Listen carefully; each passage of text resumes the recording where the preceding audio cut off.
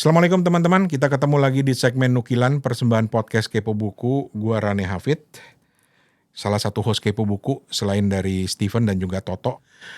Gue seneng banget hari ini karena gue mau share sebuah buku yang kayaknya pernah deh gue cerita di Kepo Buku. Ini adalah novel panjang pertama gue yang pernah gue baca seumur hidup. Waktu itu masih umur 7 tahun lah kurang lebih. Dan ini sebenarnya novel orang dewasa, tapi gak tahu kenapa bokap gue beliin ini. Judulnya Papillon, Henry Charrier. Ini Papillon. Papillon itu sebenarnya kisah nyata, katanya begitu, dari si Henry Charrier ini yang pernah mengalami masa-masa penahanan di berbagai negara, di berbagai daerah, di berbagai penjara, dan novel ini menceritakan perjuangannya untuk lolos dari penjara, untuk kabur dari penjara itu. Dan juga pertemanannya dengan beberapa napi dan juga beberapa orang lainnya selama perjalanannya. Jadi dia menjadi sebuah novel yang sangat laris pada masanya, dan novel ini diterjemahkan ke dalam bahasa Indonesia oleh seseorang orang hebat juga nih, Pak Alfons Taryadi dari Gramedia. Pak Alfons ini menerjemahkan dan diterbitkan pada tahun 1977, lumayan lama. Dan waduh, saya nggak tahu apakah ini masih bisa ditemukan, tapi saya pernah lihat di Amazon kayaknya masih ada deh. Papillon, Henry Charrier. Kita bacain salah satu cuplikan yang sangat gue suka, itu dari halaman 436. Ini jadi seperti melangkah ke masa lalu lagi ketika gue tinggal di sebuah daerah transmigran di Lampung. Duduk-duduk di balai-balai depan rumah, karena maklumlah rumah dulu belum ada AC-nya, terus baca novel ini dan benar-benar bikin gue kepincut. Walaupun kemudian ada temen yang bilang, ini novel orang dewasa. Bodoh amat.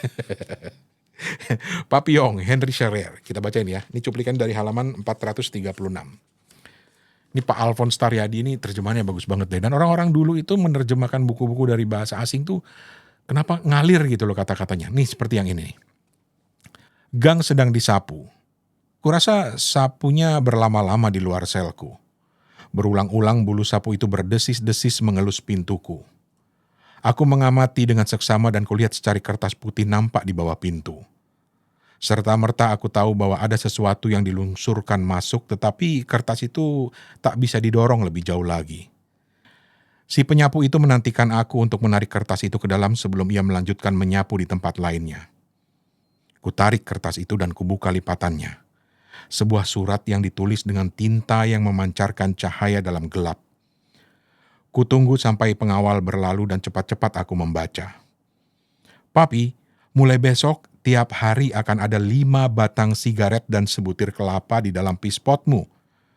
Kunyah kelapa itu baik-baik pada waktu kau memakannya, kalau kau ingin itu bermanfaat bagimu. Telanlah daging setelah kau mamah. Merokoklah pada pagi hari bila orang sedang mengosongkan pispot. Jangan pernah sekali-sekali merokok sesudah pembagian kopi di pagi hari. Tetapi merokoklah sesudah mendapat rangsum sup pada jam-jam 12 dan sesudah makan malam.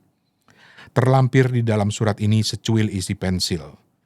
Setiap kali kau membutuhkan sesuatu, mintalah barang itu di atas secari kertas yang terlampir. Bila si penyapu menggosokkan sapunya pada pintumu, garuklah pintu dengan jari-jarimu. Bila ia menggaruk, dorong kertasmu di bawah pintu. Jangan pernah menyampaikan suratmu kecuali bila ia menjawab garukanmu. Masukkan secari kertas itu di dalam telingamu supaya kau tidak usah mengeluarkan kelongsongmu, dan sembunyikan isi pensilmu di sesuatu tempat di bawah tembok selmu. Jempol, dengan penuh sayang, Ignaz Louis. Ini membawa kenangan banget dari masa-masa kecil gue. Sebuah novel karya Henry Charrier, judulnya Papillon. Ini buku pertama, terbitan tahun 1977, diterjemahkan oleh Bapak Alfons Taryadi. Sekian nukilan kali ini. Jumpa lagi di lain kesempatan. Rane Hafid, Assalamualaikum.